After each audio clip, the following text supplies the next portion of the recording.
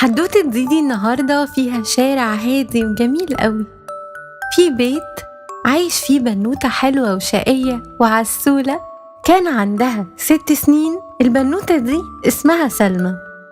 سلمى كانت بتحب تلعب في كل حاجة حواليها وتكتشفها، وفي يوم وهي قاعدة بتلعب في أوضة مامتها قررت تساعدها وتنظف الأوضة بالمقش. سلمى وهي بتنظف أوضة مامتها خبطت الدولاب وهي مش واخدة بالها خالص. باب الدولاب اتفتح ووقع منه سجادة قديمة وملفوفة، وشكلها مش طبيعي خالص.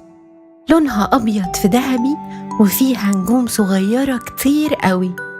سلمى فردت السجادة على الأرض عشان تشوفها وقالت: يا نهار أبيض، إيه الجمال ده؟ دي حلوة قوي. وفجأة السجادة دي اتحركت وسمعت